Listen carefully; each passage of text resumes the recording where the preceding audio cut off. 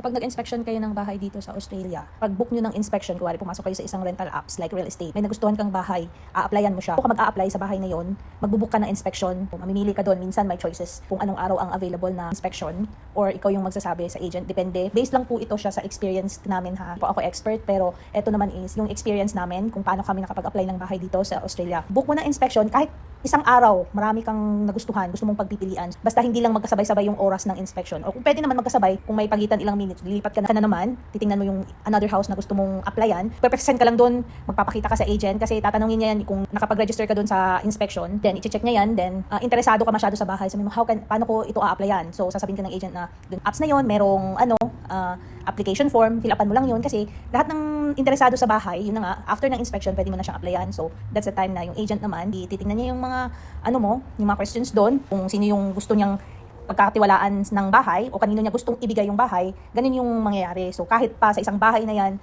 minsan kasi ilang beses din kami nag-inspection, magugulat ka, nag-inspection ka ngayong araw na to, madami na kayo. Tapos kinabukasan may another inspection. So ibig sabihin, yung agent, hindi pa siya satisfied. Gusto niya pang maghanap kung sino talaga yung pagbibigyan niya na ibibigay nila yung it's either the agent or pati yung owner, sila yung magde-decide kung kanino nila ibibigay yung bahay na inaplaya, yung bahay na pinapaupahan nila. So yun ang nangyayari based naman sa observation ko at saka sa experience namin sa pag-apply ng bahay dito sa Australia. Kasi may iba na nagtatanong sa akin, lalo na sa akin nagtatanong, madali lang ba daw mag-apply ng bahay dito sa Australia? Paano daw mag-apply? Kaya yung kung based lang sa experience ko, sinasabi ko sa kanila. So kung nagkataon din na yung bahay na in-applyan mo, kakaunti lang yung nag-inspection, maswerte ka, baka isa ka dun sa mapipili ng agent, tsaka kung magkaroon kayo ng, parang magaan siguro ang loob ng agent sa'yo, ibibigay niya sa'yo yung bahay. Ito, maswerte lang kami kasi before pa talaga namin to nakita ang bahay dun sa application na in-applyan ko.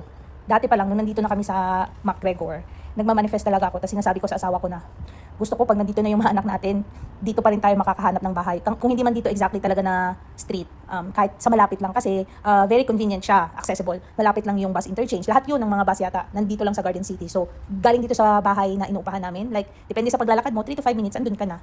Sobrang lapit. Tapos yung schools, marami, may park, simbahan, hospital, accessible talaga siya dito. So, parang hindi ka mahihirapan kung andito ka banda. Tsaka parang nandito siya sa upper part.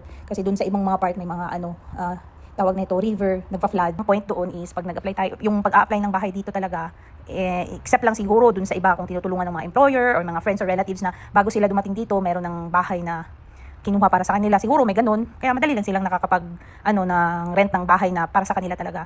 Ito naman is 1 year ang contract, pwedeng i-renew, pwede rin baka lumipat, baka kung sakali, lilipat na naman, but hopefully, magtatagal talaga kami dito kasi nagustuhan namin yung bahay. So, yun lang po. Salamat!